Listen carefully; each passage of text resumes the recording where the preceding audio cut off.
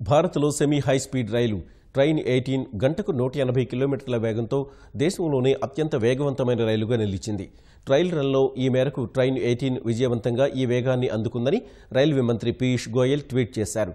Train 18 అధికారికంగా భారత్లోనే అత్యంత వేగవంతమైన రైలుగా నమోదైందని పేర్కొన్నారు.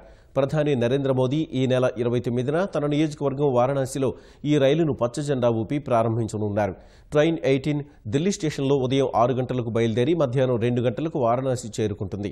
వారణాసి నుంచి రాత్రి 2:30కు బయలుదేరి ఉదయం 10:30కు ఢిల్లీకి చేరుకుంటుందని అధికారులు వెల్లడించారు. గతంలో దేశంలో వేగవంతమైన రైలుగా ఉన్న శతాబ్ది ఎక్స్ప్రెస్తో పోలిస్తే ట్రైన్ 18లో ప్రయాణ ఛార్జీలు 20 నుంచి 25% అధికంగా ఉంటాయి. వేగంతో పాటు అత్యాధునిక విలాసవంతమైన సదుపాయాలను ఈ రైలులో ఏర్పాటు చేశారు.